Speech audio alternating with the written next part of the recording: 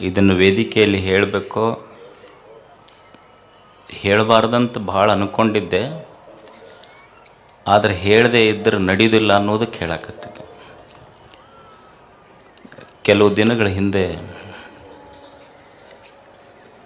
ಗವಿಸಿದ್ದೇಶ್ವರನ ಹೆಸರನ್ನು ರೈಲ್ವೆ ಸ್ಟೇಷನ್ಗೆ ಇಡಬೇಕು ಅಂತ ಅದೇನು ನೀವೇನು ಪೋಸ್ಟ್ ಮಾಡೋದು, ಆ ಸಂಘಟನೆ ಕೊಡೋದು, ಈ ಸಂಘಟನೆ ಕೊಡೋದು. ನಾನೆಲ್ಲ ಭಕ್ತರಲ್ಲಿ ಹೇಳೋದಿಷ್ಟೇ, ಗವಿಸಿದ್ದಪ್ಪಜ್ಜನ ಮಠವನ್ನು ನಮ್ಮ ಆವರಣ ಬಿಟ್ಟು ಒಟ್ಟ ಬಯಲಿಗೆ ಕರ್ಕೊಂಡು ಹೋಗ್ಬೇಡ್ರಿ. ನಮಗಿದೆ ನಿಮ್ಮೆಲ್ಲಲ್ಲಿ ಕೇಳ್ಕೊಳ್ಳೋದು. ನಾನು ಎಷ್ಟಕ್ಕೆ ಸೀಮಿತ ಅದೇನು.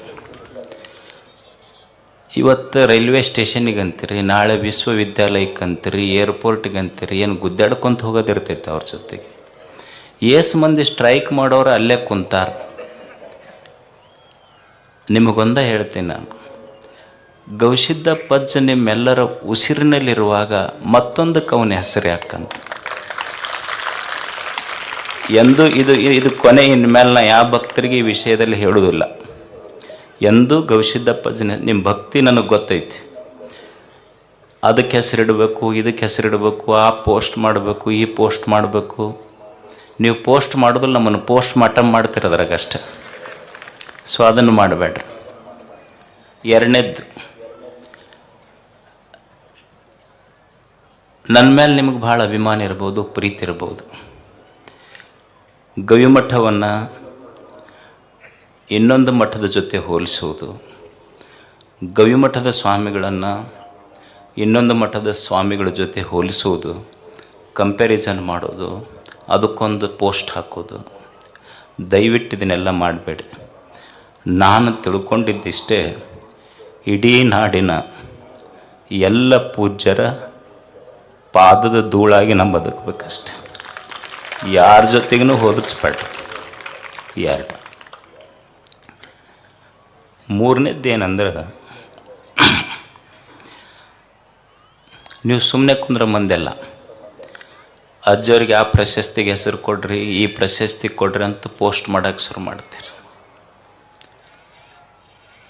ನಾನು ಬರುವ ಪ್ರಶಸ್ತಿಗಳನ್ನು ತಿರಸ್ಕರಿಸುವಷ್ಟು ದೊಡ್ಡವನಲ್ಲ, ಅದನ್ನು ಸ್ವೀಕರಿಸುವ ಅರ್ಹತೆ ನನಗಿಲ್ಲೋ ಅನ್ನುವಂಥ ವಿನಯವಂತ ನಾನಷ್ಟೇ. ವಿನಮ್ರತೆ ನನ್ನಲ್ಲಿದೆ. ಆ ಅರ್ಹತೆ ಬೇಕು, ಅದು ನನ್ನಲ್ಲಿಲ್ಲ. ಅದಕ್ಕಾಗಿ ನನಗೂ ದೊಡ್ಡ ಪ್ರಶಸ್ತಿ ಅಂದ್ರೆ, ನೀವೆಲ್ಲ ಪ್ರೀತಿಯಿಂದ ನಮ್ಮ ಅಜ್ಜರಂತ ನಿಮ್ಮ ಎದೆಯಾಗಿ ಜಾಗ ಕೊಟ್ಟಿರಲ್ಲ, ಅದು ಭಾಳ ದೊಡ್ಡ ಪ್ರಶಸ್ತಿ. ದಯವಿಟ್ಟು ಇನ್ನು ಮುಂದೆ ಈ ಮೂರು ಯಾರೂ ಮಾಡಬೇಡ್ರಿ. ನಮಸ್ಕಾರ ತಮಗೆಲ್ಲ. ಅಜ್ಜವರು ನನಗೆ ಹೇಳಿಬಿಟ್ಟಿದ್ದಾರೆ ಇದನ್ನು. ನಾನು ಮಾಡೋದು ಇಷ್ಟೇ ಕೆಲಸ. ಏನು ಅಂದ್ರೆ, ಒಂದು ಪೂಜೆ, ಓದು ಮತ್ತು ಸೇವೆ. ನನಗೆ ಆ ಜಾತಿ, ಈ ಧರ್ಮ, ಆ ಧರ್ಮಗಳ ಗಲಾಟೆಗೂ ಕರ್ಕೊಂಡು ಹೋಗಬೇಡ್ರಿ. ನನ್ನ ಧರ್ಮ ಮತ್ತು ನನ್ನ ಧರ್ಮದ ಪರಿಭಾಷೆ ಏನು ಅಂದ್ರೆ, ಲವ್ ಆಲ್ ಸರ್ವ್ ಆಲ್. ಇದು ನನ್ನ ಧರ್ಮದ ಪರಿಭಾಷೆ ಅಷ್ಟೆ. ಎಲ್ಲರನ್ನು ಪ್ರೀತಿಸು, ಎಲ್ಲರನ್ನು ಸೇವಾ ಮಾಡು. ಇದನ್ನು ಬಿಟ್ಟು ಇದಕ್ಕೆ ಮಿಕ್ಕಿದ ಧರ್ಮದ ಪರಿಭಾಷೆಗಳನ್ನು ತಿಳಿದುಕೊಳ್ಳುವಷ್ಟು ಪಂಡಿತನೂ ನಾನಲ್ಲ. ನನಗೆ ಗೊತ್ತಿರುವುದಿಷ್ಟೇ, ನಾನು ಇದನ್ನು ಮಾಡ್ತೀನಿ.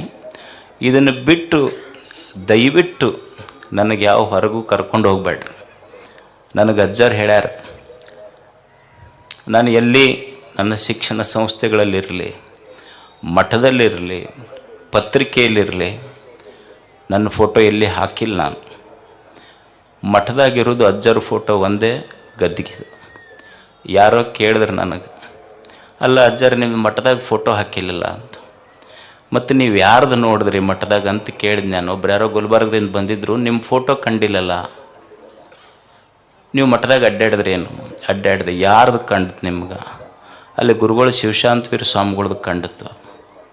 ಅಲ್ಲ, ಮನ್ಯಾಗ ಫೋಟೋ ಯಾರೂ ಇರ್ತಾವ, ಮಾಲಾಕರು ಇರ್ತಾವೆ, ಆಳ ಮಕ್ಕಳು ಫೋಟೋ ಯಾರು ಹಾಕಿರ್ತಾರೆ?